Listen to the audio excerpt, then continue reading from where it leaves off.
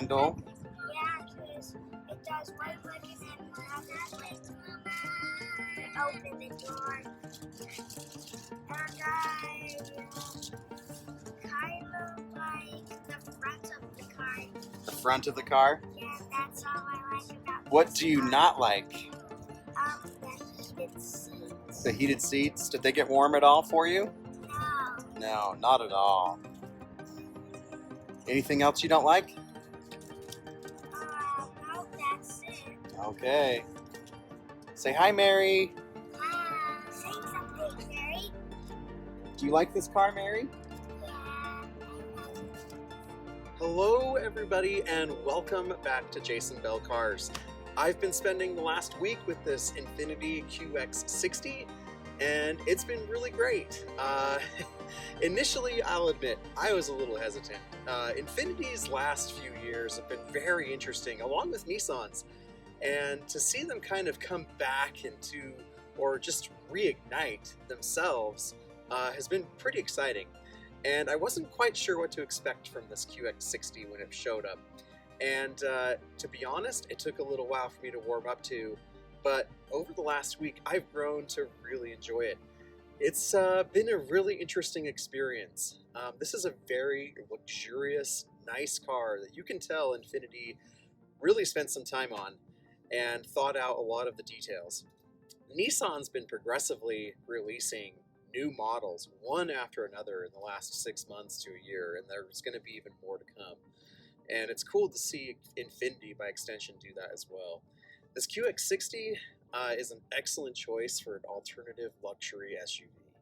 And so today I'm going to show you around. I'm going to show the exterior features, the interior features, what it's like to drive, and hopefully give you a better idea of what this new Infiniti QX60 is all about. Again, it took me a minute to warm up to it, but once I have, I admit, I'm going to kind of miss this thing. It's been great to take the family around in. So, let me show you around. The QX60's front end looks awesome. They've done a nice job, and it looks so good, and the attention to detail is pretty fantastic. Zooming in here, you can see that they've done some really nice things with the headlights. These cool cross pattern design in there, the LED beams, and then this long daytime running light and signal looks fantastic. And then you have this nice, almost like water resembling pattern on the grille and the side vents. That looks fantastic as well. The side vents are not functional, but they do look good. It could have been an opportunity to include some fog lights in there, some other LEDs, but you can also see the sensor down below and the large Infiniti logo, as well as the Infiniti lettering there on the lower part of the grille. Zooming out, you can see just how nice Infiniti has designed this.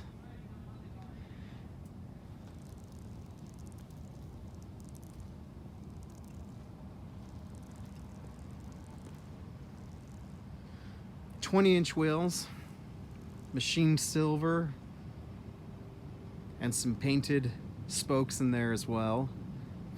I had read some reviews that said that this is runs a little stiff with these 20-inch wheels, but I thought it rode just fine. You also have this interesting chrome piece here at the bottom. And you also kind of have that same almost butter knife shape reflected here on the top and the bottom as well. And you have this nice two-tone black and tan that just looks really good. It's even carried over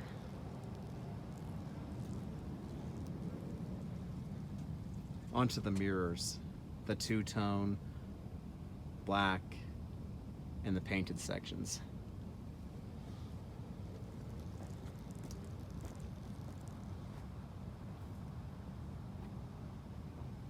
overall, I think Infiniti's done a fantastic job styling this in a way that looks modern and a huge upgrade over the last QX60. One thing that I think is an interesting styling choice on the rear is this chrome piece. It's pretty large, and to me it looks like they're trying to include some fake exhaust tips. These are not exhaust tips. The exhaust is under there. It's actually over there. And so I'm not quite sure about this, but otherwise I think rear end looks pretty good. One more little walk around to give you a good view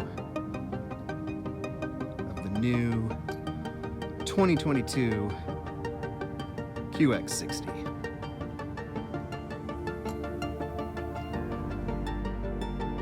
Coming into the QX60's interior, it looks pretty nice. This nice quilted leather with the autograph embossed into the seat there. But this leather looks good. I'm a little surprised, given this only has about 7,000 miles, that it does seem a little loose on the bottom cushion. And honestly, these seats are comfortable, but they're not the most comfortable I've sat in. The BMW X3 seats that I was in recently, I felt like were a little more comfortable, but these aren't bad, and they do get better the more you get used to them. But initially I did have to do quite a bit of adjusting to find an ideal seating position. Now, looking over at the door, this door actually has some really nice design that I think is undermined a little bit by all of the black. If this had had some butterscotch or some tan leather, I think you'd be able to tell or notice some of the interesting, really nice designs that Infiniti's gone for with their interior here, especially when it comes to like these nice curves and the integration of these Bose speakers here. It looks fantastic, but you can't really notice it that well with the black leather. And this wood looks great. You can see some of that grain there. But again, if this was contrasted with some tan leather or some lighter colored leather, you might be able to see it and notice it a little bit better. Sitting down in the QX60, you notice some other very nice details, especially this standout dash, the wood and the quilted leather. I wasn't sure how to feel about it at first. It was kind of an interesting design by Infiniti for the dash, but over the week that I've been in here, it's really grown on me. The stitching is beautiful. The leather looks great. The wood looks great. And as it integrates into the rest of the dash and the center stack, it looks good. Starting the QX60 up, put your foot on the brake, press the push button to start, which is down here, and it starts right up. Cool digital display, very clear. You can see there 22.5. I've been doing a good amount of mixed driving. We took a trip about half hour south today and back, and we averaged about 28, 29 miles to the gallon, which was pretty great. The center screen here, it looks really good. It's crystal clear. I won't go through a bunch of the features, but it's I found it pretty easy and intuitive to use. Wireless Apple CarPlay is fantastic. I love it. And interesting feature down here is you have the climate controls and a myriad of other buttons that control different things here. And what's really interesting that I've never seen before is that a lot of these buttons have haptic feedback. I don't know if you can hear that, but as you press it, it gives you some response, which I like. It feels good. It's nice to have some response. I do wonder if it'll wear out over time or get loose. When you press it, you do notice it sounds almost like something's vibrating or shaking in there. I don't know, but it'll be interesting to see how this holds up over time. but the haptic feedback is cool. I felt like the temperature control was a little slow for like how quickly I'm turning it. But that's just a personal preference. It was fine. It's freezing here in Salt Lake, so I haven't had a chance to use the cooled seats, but I will say that the heated seats are not very heated. I questioned if they were even on, which was shocking to me considering this is a luxury car. It's almost $65,000 and I could barely tell that they were on. In fact, my son, who's in the back seat the other day, had his heated seat on and he just turned it off. He's like, I don't think this is working, so I'm gonna turn it off. But otherwise, you've got these cool vents here integrated in with the trim. Again, the elegant door design, the quilted leather, autograph.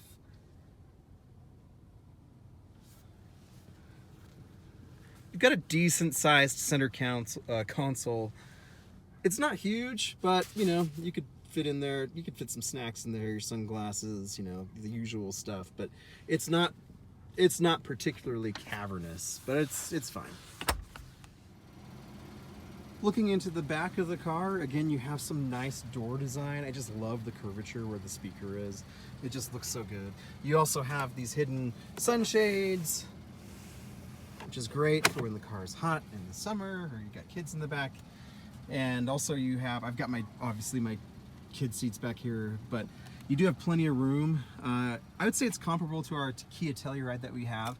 And you also have your rear climate control, USB-C, USB, and a standard outlet there for you as well. These seats slide front to back. And even with them all the way forward, you still have a decent amount of footroom.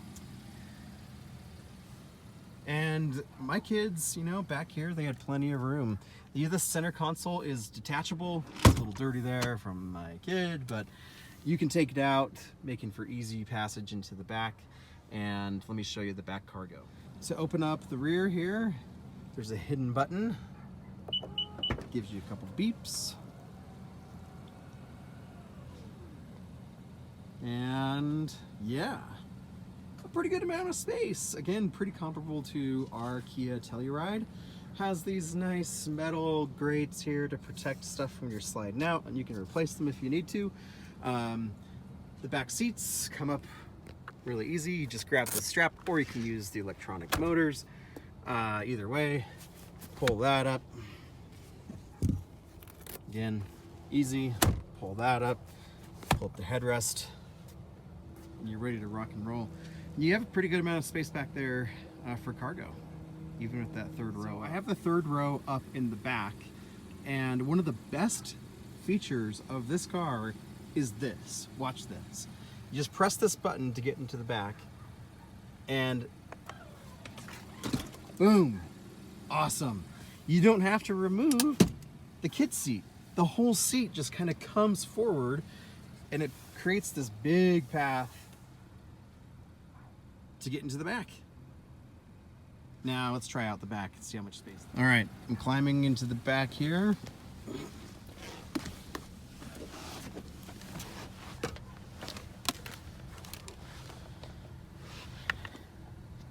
Let's pull it back. And it is very tight. The seat's all the way back, and I'm sitting pretty spread eagle. And my knee is jammed into that. And not much space back here. Our Telluride has a lot more. And so this would be fine for like little kids, or if someone's willing to push up the second row a little bit or slide up, you'd have more room, but not much space at all for third row occupants. You do have some nice vents on either side. You also have USB chargers, cup holders, and it looks good. It's just not a lot of space. All right, so starting off in the Infiniti QX60, you just put your foot on the brake, put it into drive, release the parking, and you're ready to go. Let's give it a try.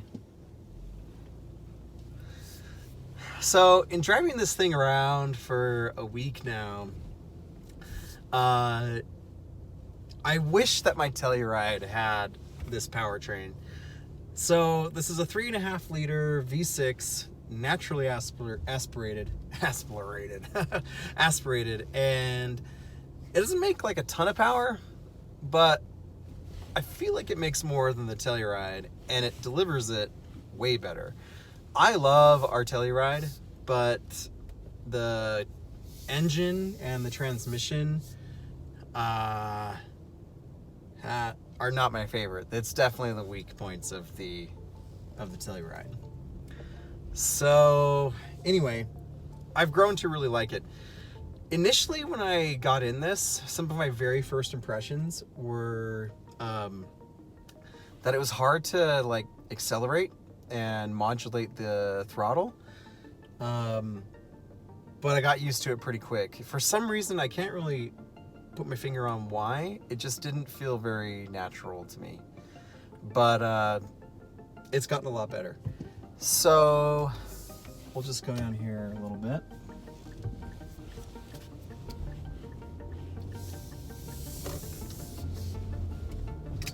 It's got decent low-end torque. Nissan and Infiniti have gone away from their CVTs. Thank you, Nissan and Infiniti, for listening to us. But the transmission's good. It shifts nicely. It's smooth, and this thing delivers on power, you know, when you need it most. One thing that you'll notice about being in the QX60 is that it's crazy quiet, and it's very insulated in here. Like on the freeway, it's like just whisper quiet. I think there's acoustic glass for the windshield and on the front two windows, and there's double pane or thicker glass on the rear two windows, and so it's cozy, as my daughter would say. It's cozy, so I've liked it. But anyway, it's quiet. It makes decent power, and it makes decent power while getting pretty great gas mileage. I think the worst that I saw the trip computer show me was like 18, and that was just like, you know, stop and go around town, like getting a drink or whatever. But the rest of the time, like on the freeway, like mixed driving, it was always like in the mid-20s, and I think that's pretty good. Like this is a pretty large SUV, and or at least it feels that way. It feels hefty, but you know, for being all-wheel drive, kind of an old school V6, and being a little portly, I was pretty happy with the gas mileage, and I found that it was, you know, better than I expected. I think I've already mentioned this, but the heated seats are a huge letdown, especially for the price. Just not good. You know, they don't get warm hardly at all, which is disappointing. I haven't tried out the ventilated seats, but hopefully they work better than the heated seats. Again, this interior is so nice, but I feel like it's lit down by the black leather. I think a tan or butterscotch or something to contrast and break up the blackness of everything in here, the dark ambiance would be good. There's some ambient lighting like in the door handles, which is pretty cool, does kind of brighten it up a little bit, but it's nothing like the cool ambient lighting you get in like the BMWs. I had a BMW X3 not long ago, and you had this nice like green lighting everywhere. I I don't think the Infiniti is to, BMW levels of, I think BMW is probably doing the best in the business as far as interiors go. I just really, really like how they're using different materials and just how it's laid out, and it still gives you a great driving experience. But Infiniti has done a great job, and I think that Infiniti deserves to be recognized, and Nissan too. Huge props to Nissan and Infiniti for really going for it. They're redoing all of their model lineup, and truly being a real competitor to some of the traditional luxury offerings, especially from the Germans. So it's cool. So great job, Nissan and Infiniti. Like, it's really fun. And this is an SUV that initially, when I was, given it, I was kind of hesitant, and I don't know if it was like the gold color, but I was like, I don't know how excited I'm going to be about this. But after driving it for a week now, I'm honestly kind of sad that it's going away. I love our Kia Telluride, but I do wish it had this powertrain. And it just connected to the Apple CarPlay, so I hope you can still hear me. But I wish it had this powertrain, which isn't, it's not like blow your socks off or anything, but it is, it's perfectly competent, and which sometimes the Telluride feels like it's really struggling to make power, and it doesn't have the best sound. This is, pretty subdued and quiet. Now, I'm going over a pretty rough section of road here in North Salt Lake, Utah, which you'd think their roads would be better, but that's another story. So, but the roads here are pretty rough, and it feels good. It's not quite as like comfortable as something like the Telluride, or smooth, I guess I would say, but I think the 20-inch wheels maybe do, bring the cushiony experience down a little bit. It's probably not as cushiony as you might expect it to be, given that this is a large, mid-size luxury SUV. So let me just turn around here and we'll do an acceleration.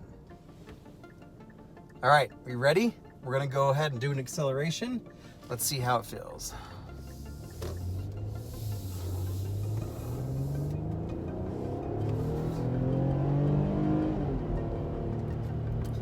It's good.